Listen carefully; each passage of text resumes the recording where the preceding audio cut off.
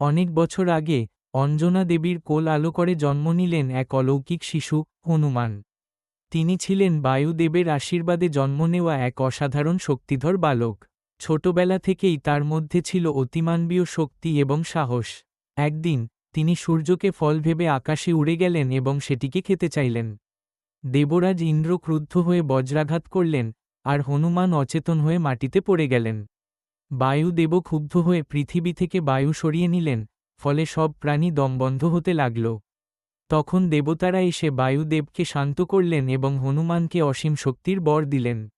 ব্রহ্মা, বিষ্ণু, মহেশ্বর সহ সকল দেবতারা তাকে আশীর্বাদ করলেন, তার মৃত্যু হবে না।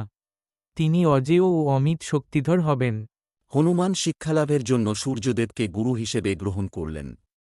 গুরুদক্ষিণা স্বরূপ সূর্যদেব তাঁকে বললেন রামের সেবা করতে, কারণ তিনি সত্য ধর্মের পথপ্রদর্শক। হনুমান প্রতিজ্ঞা করলেন যে তিনি সর্বদা শ্রীরামের পাশে থাকবেন। হনুমান বড় হয়ে উঠলেন এক দুরন্ত ও বুদ্ধিমান বালক হিসেবে। কিন্তু তাঁর দুরন্তপনা অতিরিক্ত হয়ে উঠলে ঋষিরা তাঁকে অভিশাপ দিলেন যে তিনি তাঁর অসীম শক্তি ভুলে যাবেন এবং শুধুমাত্র কেউ তাঁকে তাঁর শক্তির কথা স্মরণ করিয়ে দিলে তবেই তিনি তা পুনরায় ফিরে পাবেন। শ্রীরাম যখন বনবাসে ছিলেন তখন রাক্ষস রাজ রাবণ তাঁর স্ত্রী সীতাকে হরণ করেন। রাম এবং লক্ষ্মণ সীতাকে খুঁজতে খুঁজতে কিষ্কিন্ধা পৌঁছান, যেখানে হনুমান সুগ্রীবের প্রধান উপদেষ্টা ছিলেন। হনুমান প্রথম দর্শনেই বুঝতে পারলেন যে শ্রীরামই সেই ব্যক্তি যাঁর সেবার জন্য তিনি জন্মেছেন।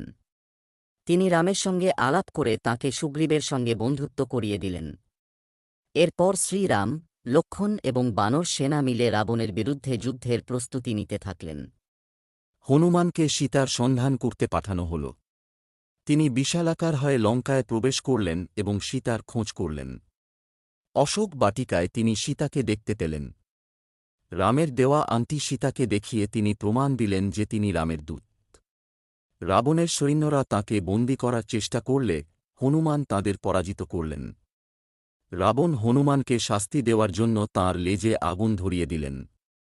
হনুমান সেই অগ্নিসংযোগকে অস্ত্র হিসেবে ব্যবহার করে লঙ্কার একাংশ জ্বালিয়ে দিলেন এবং তারপর ফিরে গেলেন রামের কাছে সীতার সংবাদ দিতে। লঙ্কা যুদ্ধে হনুমানের অসাধারণ ভূমিকা ছিল। তিনি লক্ষ্মণকে রক্ষা করতে মহাবলী গিরি থেকে সঞ্জীবনী বুটির পাহাড় নিয়ে আসেন, যা লক্ষ্মণকে পুনরুজ্জীবিত করে। যুদ্ধ শেষে রাবণ নিহত হলে এবং সীতা উদ্ধার হলে হনুমান রামের সঙ্গে অযোধ্যায় ফিরে আসেন। যুদ্ধের পর হনুমান রামের সঙ্গে অযোধ্যায় থাকেন। কিন্তু যখন রাম ধরাধাম ত্যাগ করেন তখন হনুমান রামের নাম স্মরণ করতে করতে পৃথিবীতে থেকে যাওয়ার বর চান। আজও বিশ্বাস করা হয় যে হনুমান জীবিত এবং ভক্তদের সাহায্য করেন। এইভাবেই বজরংবলীর কাহিনী যুগ যুগ ধরে ভক্তদের শক্তি ও সাহস যোগায়। তাঁর ভক্তি, শক্তি ও নিরহংকারী স্বভাব তাঁকে দেবত্বের উচ্চ শিখরে নিয়ে গেছে।